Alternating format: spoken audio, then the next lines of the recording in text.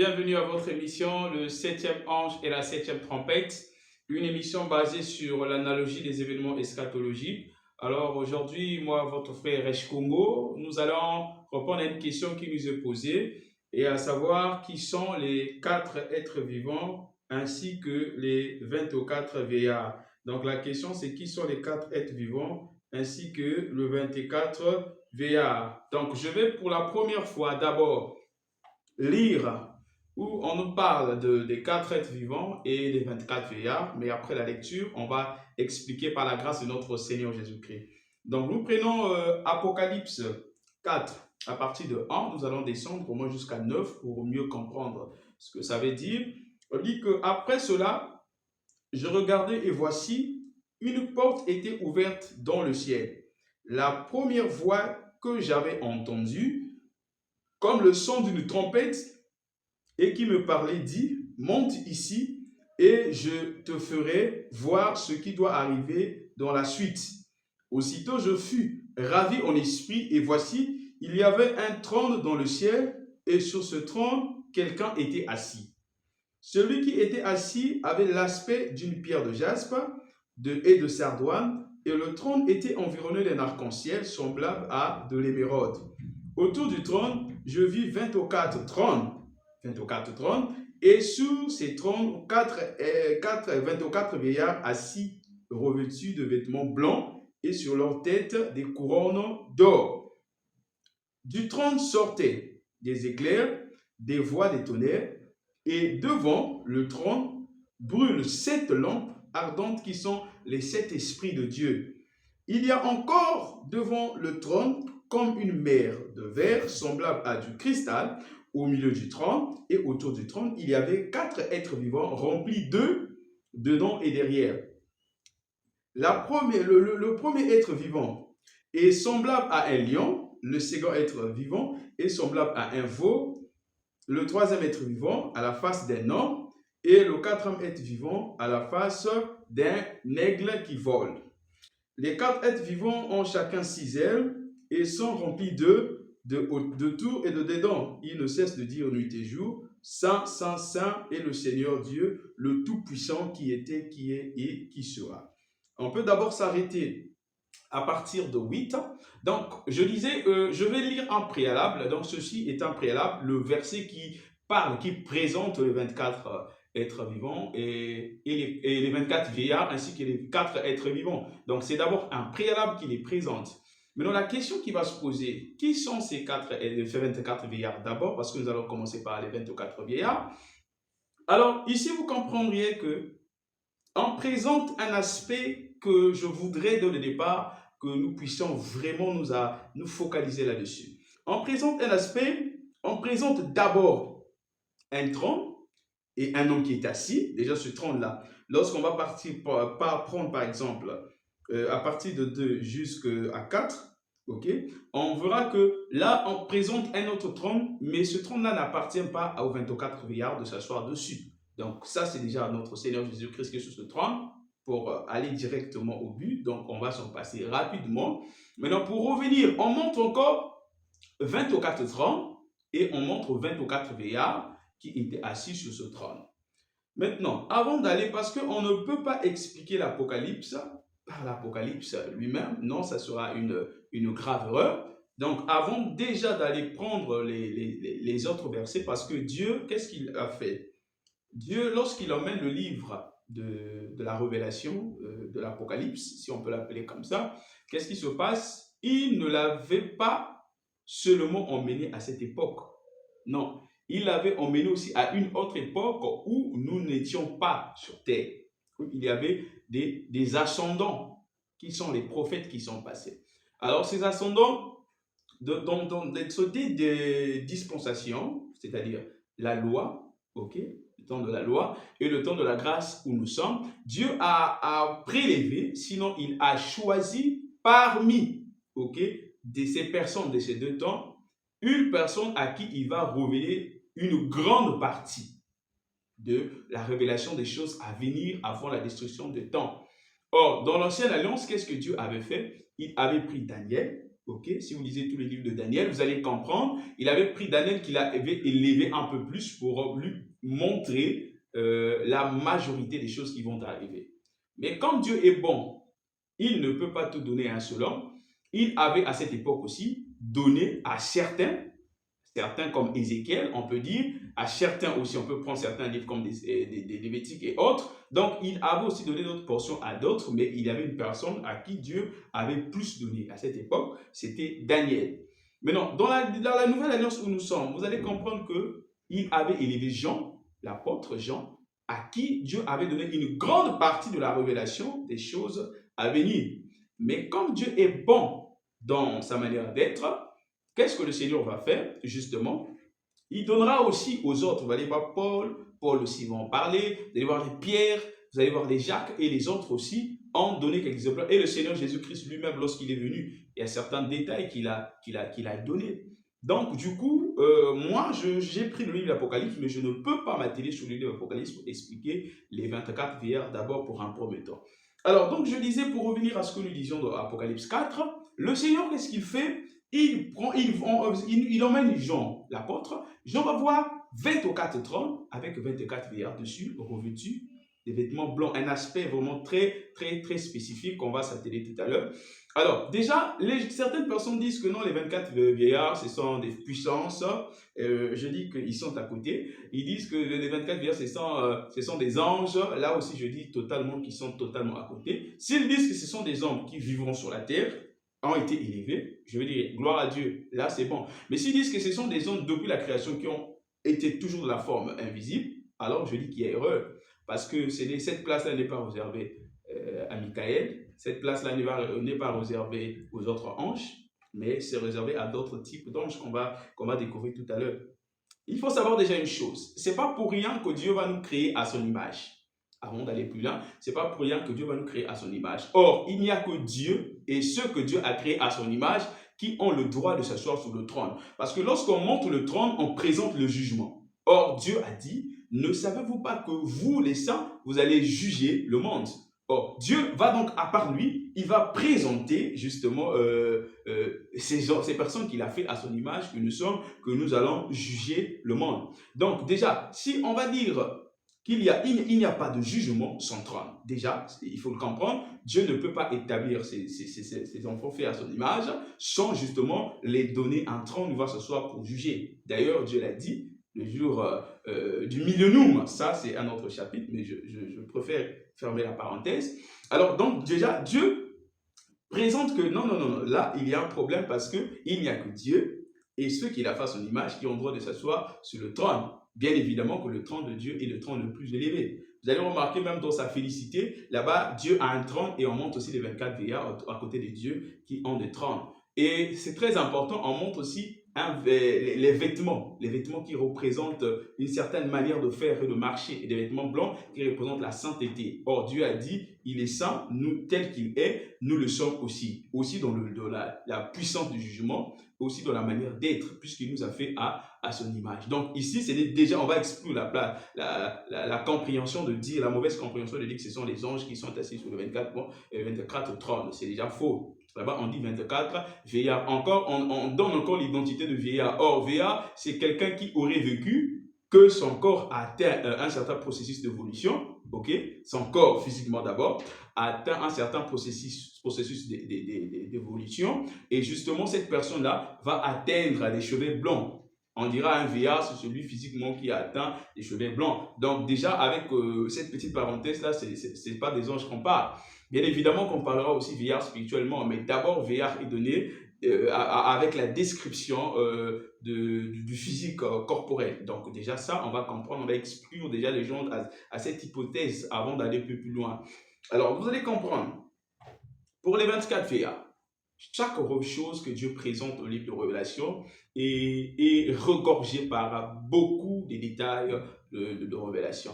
Vous allez voir 24. Pourquoi 24? Dieu n'est pas un Dieu des autres pour donner une chose au hasard. Vous allez voir pourquoi 24. Le Seigneur Jésus fera quoi? Il va nous présenter les 24 qui seront divisés par 2.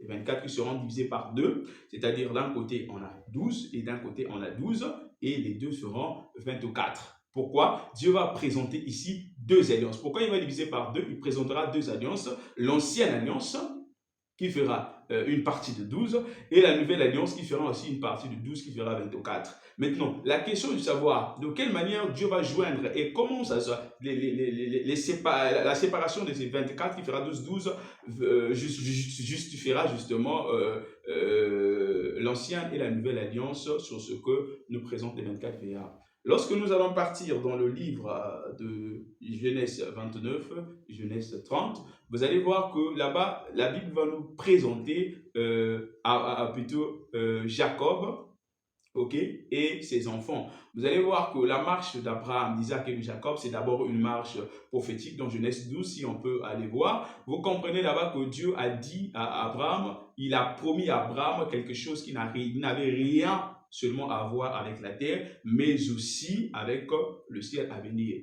Alors Dieu dira à Abraham que ta prospérité sera une prospérité bénie, mais en perpétuité. Ok?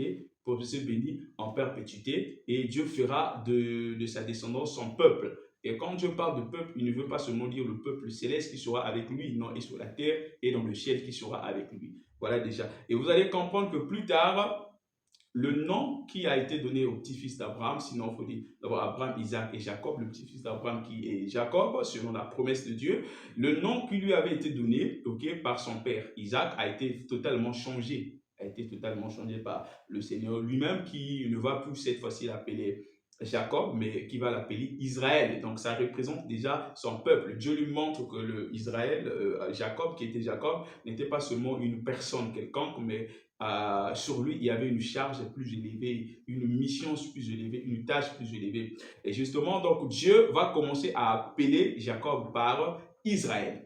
Et Israël, on va voir maintenant de telle manière Israël va évoluer, puisqu'on parle de la descendance ici. Israël, lui qui est Israël, déjà, comme le peuple de Dieu Israël, alors Israël a eu totalement 13 enfants. 13 enfants dont ça avait été reparti avec Léa et Rachel et aussi avec leur servante qui fera 13. Et dans les 13, il y a une qui a été une femme. Une qui a été une femme dans la tribu, selon la répartition de Moïse plus tard, qui ne sera pas, on ne va pas considérer Dina, qui est la fille de Jacob, sinon la 13e personne de Jacob, on va l'écarter parce que justement Dieu présentera l'image du masculin, là où on ne rentrera pas trop dans les détails. Donc ce qui fera 12 tribus des mâles, justement. Et donc dans le plan de Dieu, c'est cette partie masculin, cette partie d'autorité qui sera présentée. Ce n'est pas pour piétiner la femme, mais c'est une partie d'autorité que Dieu présentera dans ce sens, qui fera 12 tribus, les 12 tribus d'Israël. Plus tard, Moïse viendra pour les instaurer. Alors, dans les 12 tribus d'Israël, nous avons les serviteurs de Dieu, sinon le peuple de Dieu, qui représente le peuple de Dieu avant l'arrivée de Jésus-Christ. Ils sont 12 tribus d'Israël. Donc, voilà. Donc, ça représente de Ruben comment on l'appelle, donc de Ruben jusqu'à Joseph et autres. Donc ça fera 12 tribus d'Israël, Aser, Dan, donc il y en a 12 tribus, vous allez lire dans Genèse 29. Donc dans les 12 tribus d'Israël, qui représentera les serviteurs de Dieu incorporés dans les 12 tribus avant l'arrivée de Jésus-Christ, qui sont 12 tribus. Donc ça ne veut pas dire seulement 12 personnes, non. Ça dit que tous les serviteurs de Dieu qui sont incorporés, incorporés dans les 12 tribus, présentant la nouvelle et l'ancienne alliance. Et à cela, pour ce qui concerne la révélation, Dieu avait déjà commencé à révéler justement à ses serviteurs comment ça viendra, comment la fin va se présenter. Donc, n'oubliez pas au départ, j'ai dit que les 24 trônes, et les 24 veillards, ça présente en fait deux tranches de 12-12 qui sont les serviteurs de Dieu, l'image des 12 serviteurs de Dieu avant l'arrivée de Jésus-Christ et après l'arrivée de Jésus-Christ, pendant et après l'arrivée de Jésus-Christ. Alors, vous allez constater, quand le Christ aussi vient, souvenez-vous qu'autour de Jésus-Christ, il y avait plusieurs personnes. Il y avait des femmes, des hommes et beaucoup d'autres personnes, mais seulement pour ce qui concernait le choix, vous allez comprendre que d'abord il y avait 70 personnes qui étaient autour de Jésus, que Jésus va donner la mission afin que ces 70 personnes-là vont faire le travail du Seigneur. Mais cependant, gloire au Seigneur, Jésus savait que dans sa mission, plusieurs viennent, mais tous ne sont pas ceux qui vont demeurer. Or, pour être celui qui va être disciple de Christ, il fallait qu'il y ait des critères. Voilà pourquoi ils sont partis, mais ils ne sont pas revenus, tous les 110. Donc, Jésus a, selon le plan de Dieu, a instauré 12 disciples. Mais vous allez me dire qu'il y avait aussi des femmes autour de Jésus-Christ, comme sa mère et autres, mais dans aucun cas, le nombre a été ajouté. Même pendant la mort de Judas, alors Matthias a été ajouté, voyez-vous, donc pour répondre justement seulement au nombre de 12, on n'a plus ajouté une autre personne, sinon qu'il y avait d'autres disciples, on devait faire au moins 13-14, mais vous allez voir que le nombre a été précis. On a ajouté, on a remplacé pour faire 12, à la place de Judas, on a remplacé Matthias pour en faire 12. Donc tout cela était symbolique. Or, ici aussi, les 12 vont représenter les serviteurs de Dieu, ok, pendant et après le Seigneur Jésus-Christ. Donc, ça représente l'image de la nouvelle alliance, des serviteurs de Dieu de la nouvelle alliance. C'est pourquoi nous allons dire dès le départ, pour être bref, les 12 tribus, en fait, le 24 VA représente les 12 les serviteurs de Dieu pendant l'ancienne alliance et les 12 pendant la nouvelle alliance. Or, est-ce qu'ils sont seulement 12? Parce que nous serons tous incorporés. Nous qui sommes arrivés après Jésus, nous sommes incorporés dans les 12. Et les autres aussi, qui sont avant, qui ont existé avant Jésus, sont incorporés dans les autres 12 pour faire 24 autour du Seigneur. Voilà. Donc, c'est pourquoi le Seigneur maintenant, on va commencer à montrer leurs caractéristiques. Donc là, nous avons présenté d'abord les 24 VA. Ok? Alors, vous allez comprendre que le Seigneur Jésus-Christ va encore préciser sur un détail. Pourquoi VA? Il précisera sur un détail. La Bible dit dans le livre d'Ésaïe, le Seigneur dira ceci. Déjà pour la prophétie de notre Seigneur Jésus-Christ, la Bible va dire ceci, qu'un enfant vous est né, mais un fils vous est donné. On montre la différence entre un enfant et un fils. C'est-à-dire qu'un enfant est né, mais un fils vous est donné. Pourquoi le fils est donné? L'enfant est né à tout le monde, mais le fils est donné à une particularité, c'est-à-dire qu'une certaine dimension dans le service. Le fils représente ici la maturité. C'est pourquoi Galates 4:6 va dire justement que si vous êtes enfant, alors vous ne pourrez pas mériter la dimension de l'esprit. Ok? La Bible dira ici dans Galates 4:6 que c'est parce que vous êtes fils que le Saint-Esprit habite dans vos cœurs, lequel crie Abba Père. C'est parce que vous êtes fils. Or, le fils est une dimension de maturité. Si on va aller encore un peu plus loin, on comprendra que le fils est une dimension de veillard. C'est une dimension de veillard. Paul pouvait dire plus tard, il dira que aussi longtemps que l'héritier demeure un enfant, il ne lui fait rien de l'esclave. Voilà, donc l'héritier doit affranchir l'étape de l'enfant, il doit devenir fils avec une certaine responsabilité, car le fils, c'est la vieillesse, c'est la puissance, c'est la grandeur. C'est pourquoi Jésus-Christ, vous allez voir qu'il y a une partie de 12 ans, il était juste venu pour présenter, ok, se figurer, et après il a disparu. À 30 ans, il est revenu faire le travail jusqu'à 33 ans, donc parce qu'il a atteint une dimension de fils, une dimension de maturité, et c'est l'image que Jésus voulait nous montrer. Veillard sur les 30 qui sont 24, c'est simplement parce que là, ils ont atteint une dimension d'apogée spirituelle, parce que le Christ et le Saint-Esprit qui habitent dans le corps leur ont amené à ne plus s'intéresser aux choses de la terre, mais avoir une certaine dimension un peu plus élevée. C'est pourquoi, ici, nous comprenons par la grâce de Dieu que les 24 VA, ce sont simplement les 12 tribus d'Israël, sinon les serviteurs la représentation des serviteurs de Dieu avant l'arrivée de Jésus-Christ dans les 12, et les autres 12, c'est la représentation des serviteurs de Dieu de la nouvelle alliance dans les autres 12 qui fera 24 VA sous les 30, parce que le Christ nous avait dit que nous jugerons le monde avec lui. Nous serons sur les trônes en train de juger avec le Christ qui aura le trône le plus élevé et le plus puissant, simplement parce que nous sommes faits à son image, lui qui est le roi de la tribu de Juda. Or, puisqu'il est roi de fils, nous sommes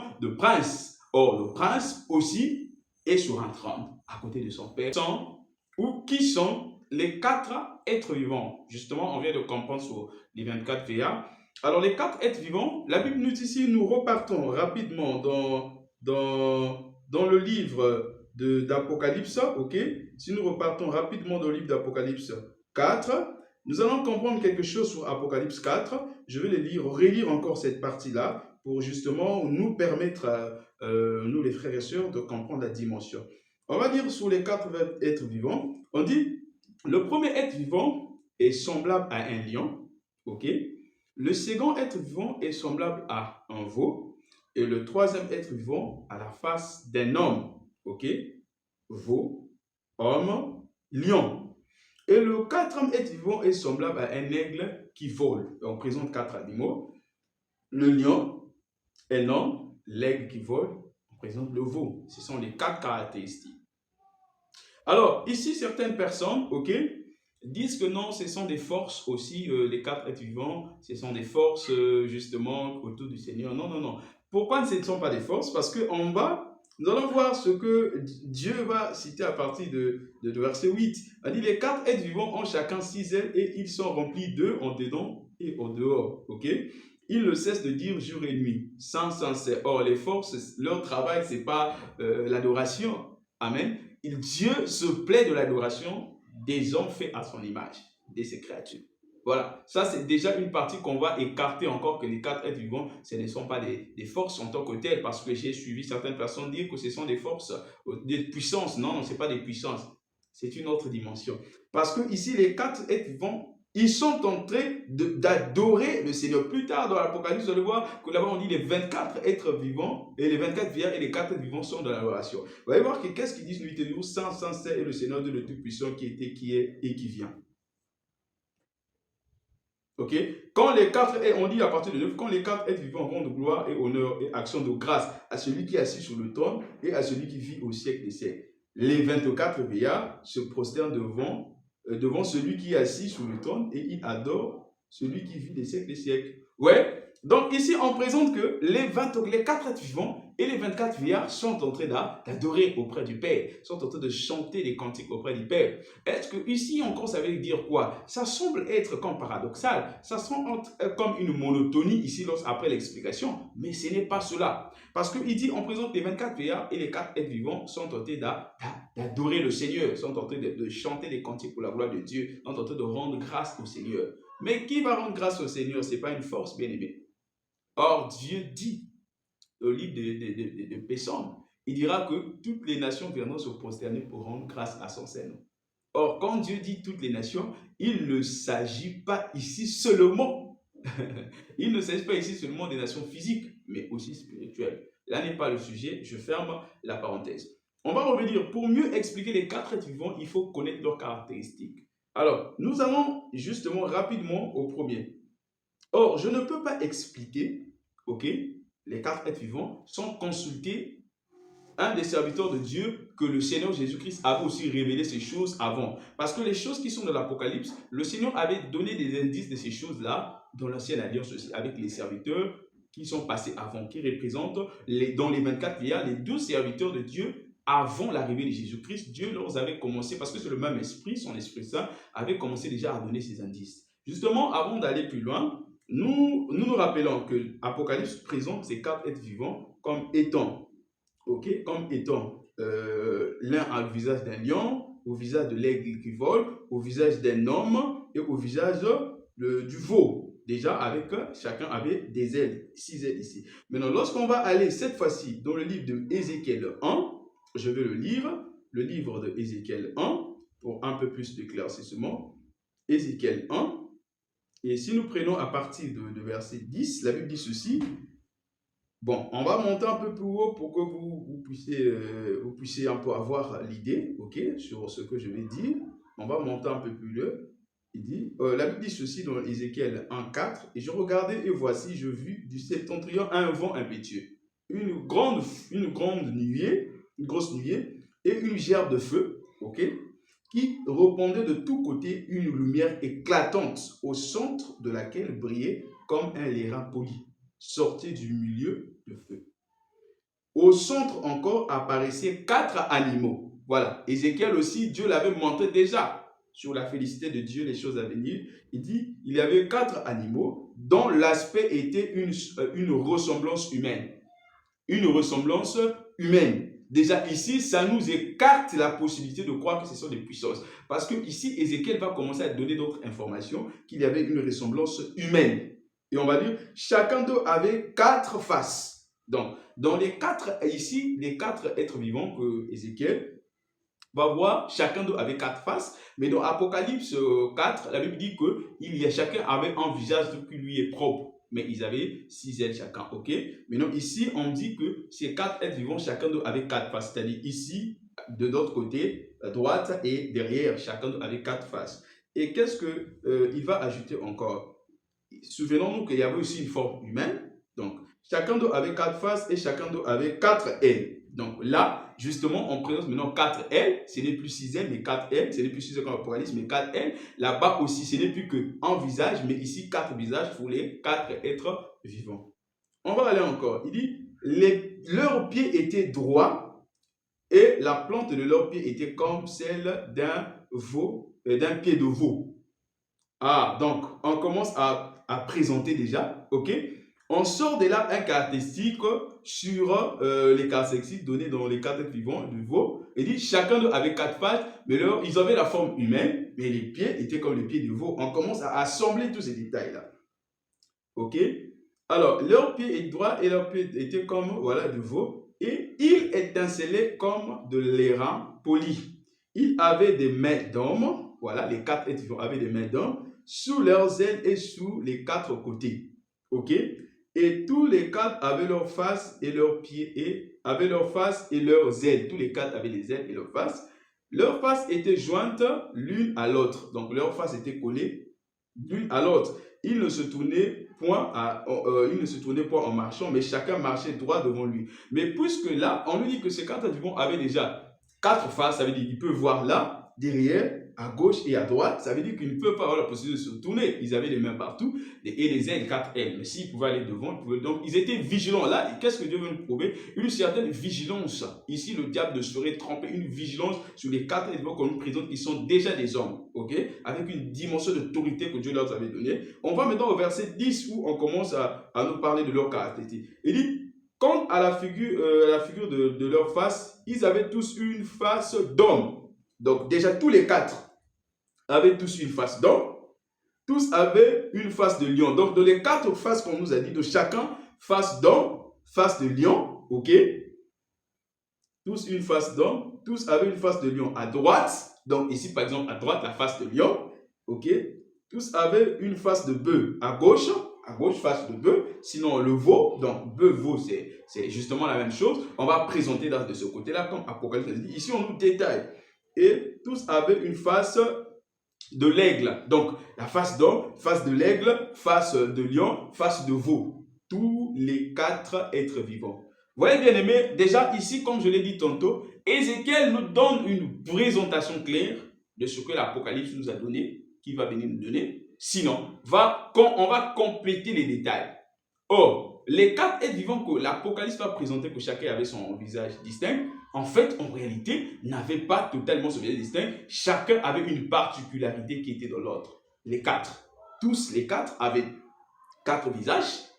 Du veau, ok, du lion, de l'aigle qui vole, ok, et veau, le lion, l'aigle qui vole, et justement les 4. Donc les 4 avaient cette dimension, ok, de veau et d'homme. Donc ça fait 4. Le lion, le visage d'homme, l'aigle qui vole et le visage du veau. Donc chacun, on avait partout, ne pouvait pas se tourner. Et dès le départ, on nous dit que c'est des hommes avec une forme humaine. Ils ont une représentation humaine. C'est pour dire quoi? C'est simplement les serviteurs de Dieu. Or, le Christ, quand il vient avec le signe 4. Le signe 4, qui est un signe d'accomplissement aussi. Souvenez-vous des 4 évangiles de Dieu. Certaines personnes veulent exclure ça. Les 4 évangiles de Dieu aussi étaient décrits avec cette description-là. Donc, pour ne pas rentrer dans ces détails-là, que je ne vais pas trop donner d'importance dans la description selon l'ordre du Saint-Esprit qui me donne, s'il faut parler ainsi, il faut savoir simplement que les 4 êtres vivants aussi, ce ne sont pas des gens en tant que tels, mais c'est des gens qui vont mériter être dans la présence de Dieu, qui auront une dimension très développée de la puissance divine, car Dieu va régner avec eux et leur rôle sera dans l'adoration. S'il faut conclure en disant les 24 veillards et les 4 êtres vivants, c'est simplement, en général, les enfants de Dieu faits à l'image de Dieu, autour du trône de Dieu, avec une certaine manière de marcher, qui ont une certaine manière de marcher avec Dieu sur la terre, qui se sont accrochés à la vision sur la terre, et ce sont ceux-là qui sont devant la félicité de Dieu en train de louer et rendre grâce à Dieu. simplement dans un premier temps. Et nous aurons encore une autre émission pour détailler maintenant chaque caractéristique, pourquoi le lion, pourquoi le veau. On vous laisse d'abord sur cet exemple-là. Et dans les jours à venir, nous allons voir encore une émission qui viendra parler de ça, mais en détaillant c'est quoi de cristal, poli, d'airain poli. On va encore expliquer chaque détail, mais on ne peut pas tout mélanger dans cette émission. Que Dieu vous bénisse. C'était votre frère